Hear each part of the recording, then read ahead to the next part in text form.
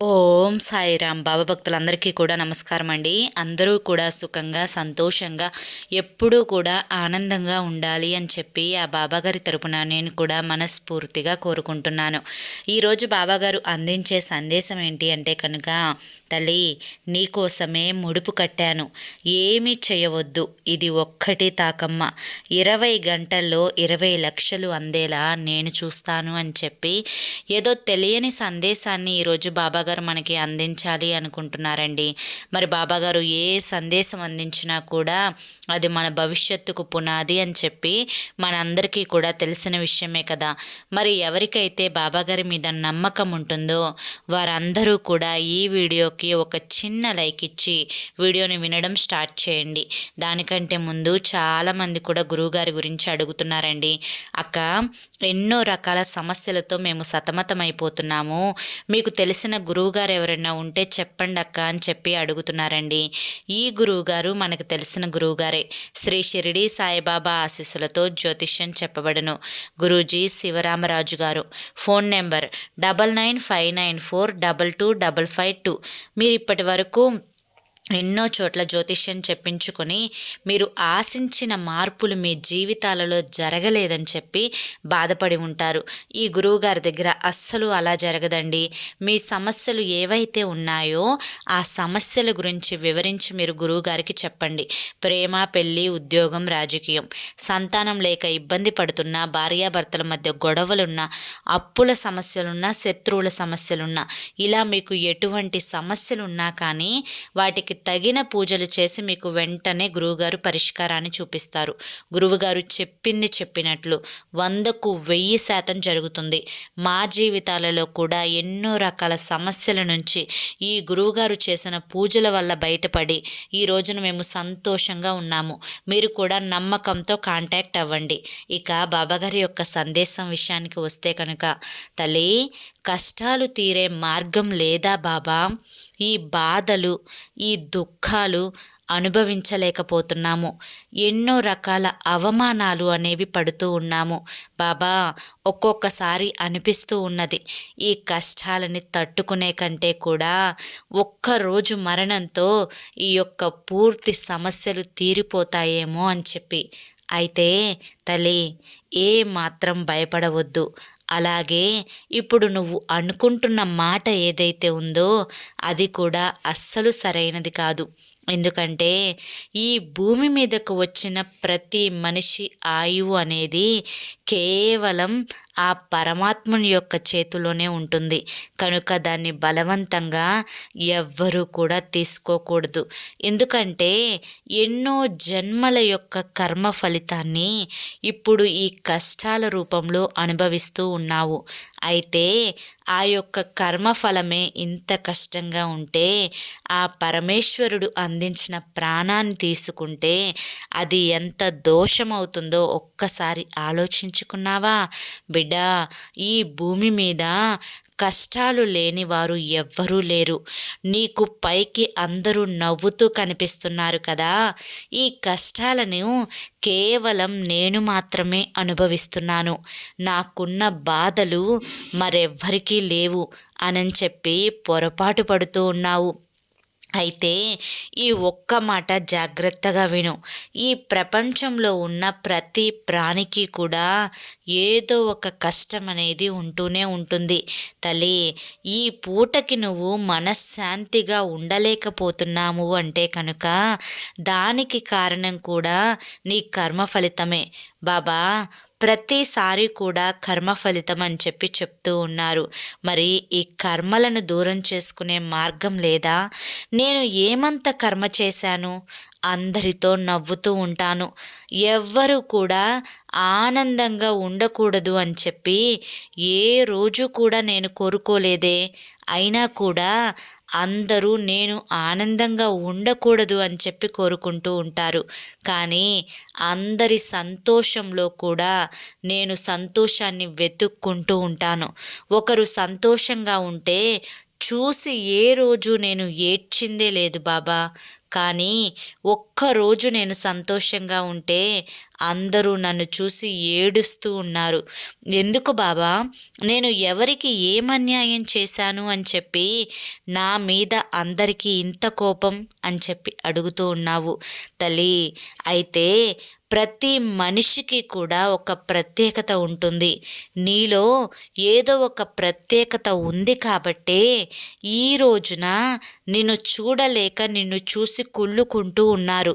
అయితే ఆ యొక్క కుళ్ళుతనాన్ని చూసి నిజంగా నువ్వు గర్వపడాలి. ఎందుకు అంటే వారి దగ్గర లేనిది ఏదో నీ దగ్గర ఉంది కాబట్టే వారి మనసులో నీ మీద ఈ యొక్క ఈర్ష్య ప్రభావం అనేవి ఏర్పడాయి. అయితే దీనివల్ల నీకు కొంత నష్టం జరుగుతూ ఉందమ్మా. అదేంటి అంటే కనుక నరదృష్టి. నరుల దృష్టికి నల్లరాళ్ళు సైతం పగిలిపోతాయి అనే వాక్కు నువ్వు వినే ఉంటావు కదా. అయితే ఇది అక్షర సత్యం తల్లి. ఎందుకంటే నువ్వు నవ్వితే కూడా చూడలేని జనాల మధ్యలో నువ్వు జీవితాన్ని గడుపుతూ ఉన్నావు. నీ వాళ్ళు అనుకున్న వాళ్ళే నీకు పరాయి వాళ్ళు.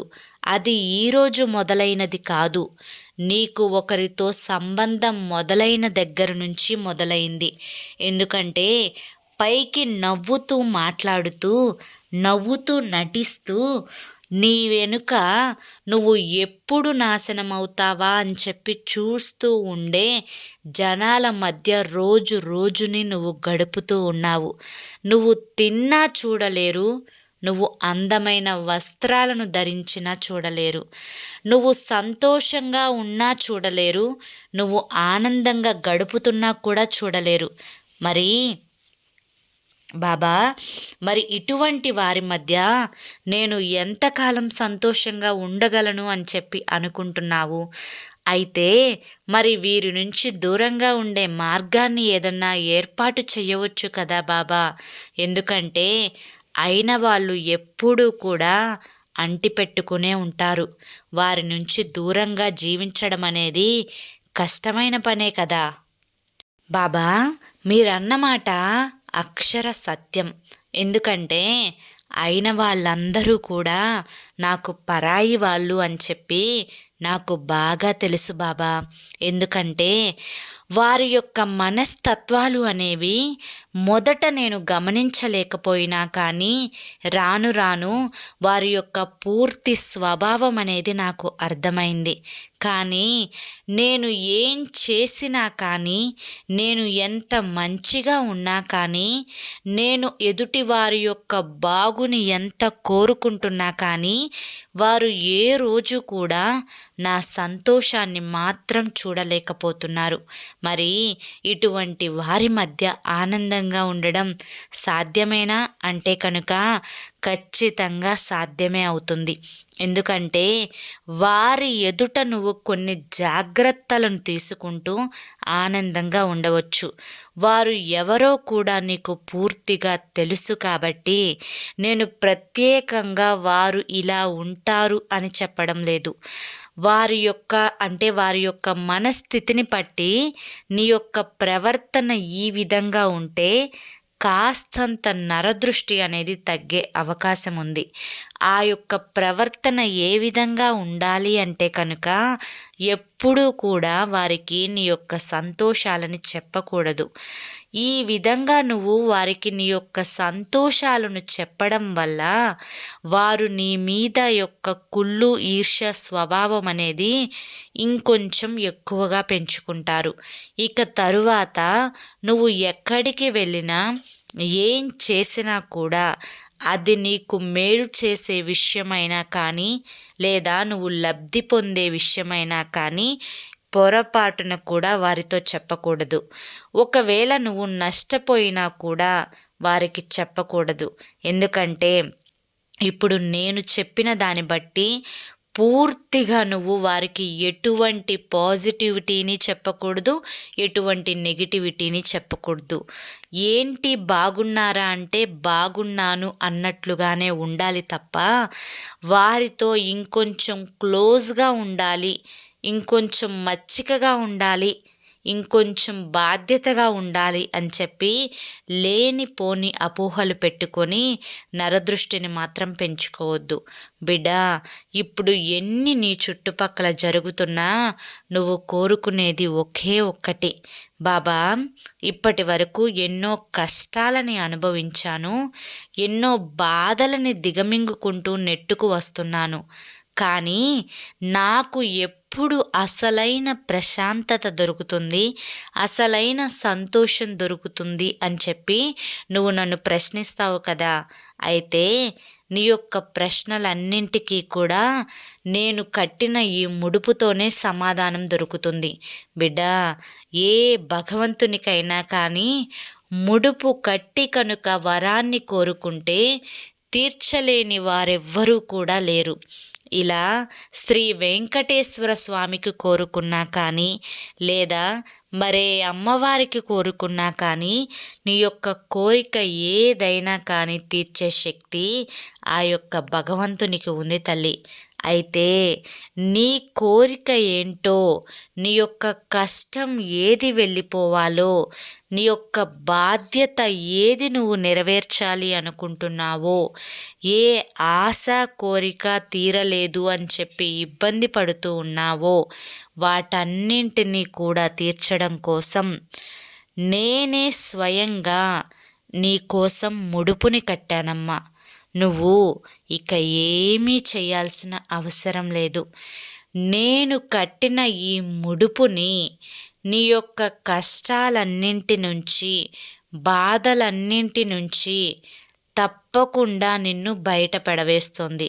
మరి నా కోసం నీ యొక్క కష్టాలు ఏవైతే ఉన్నాయో అవన్నీ కూడా తీరిపోవాలి అని చెప్పి, నీ బాధలన్నీ కూడా తీరిపోవాలి అని చెప్పి ఒకే ఒక్కసారి ఈ ముడుపుని తాకి నీ కోరికలేంటో బాధలేంటో చెప్పుకో తల్లి.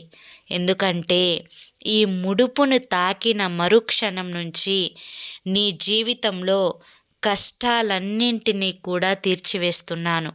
తల్లి, డబ్బు కోసం చాలా ఎదురు చూస్తున్నావు.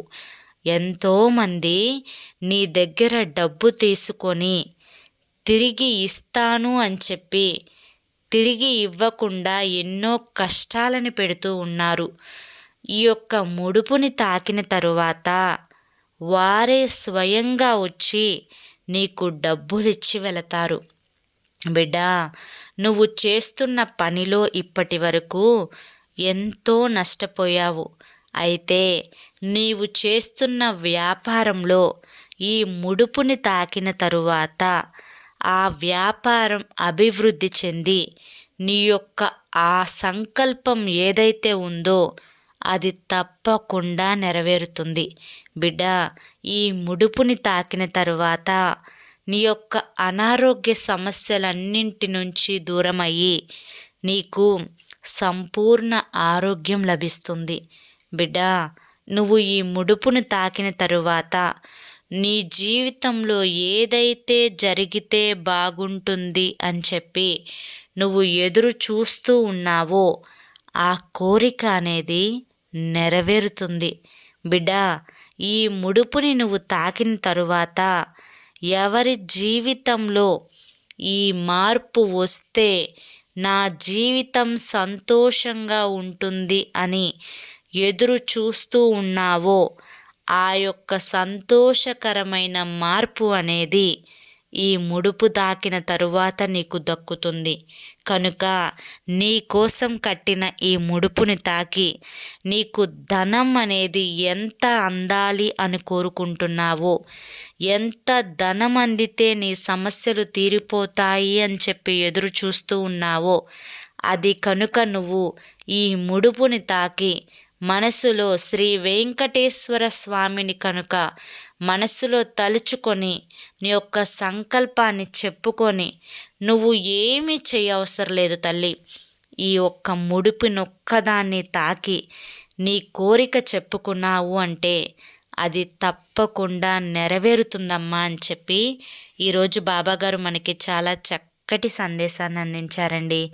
మరి ఈ సందేశంలో ఉన్న ఆంతర్యం మీకోసం బాబాగారు కట్టిన ముడుపుకి అర్థం అనేది తప్పకుండా మీకు నచ్చింది అని చెప్పి నేను అనుకుంటున్నాను.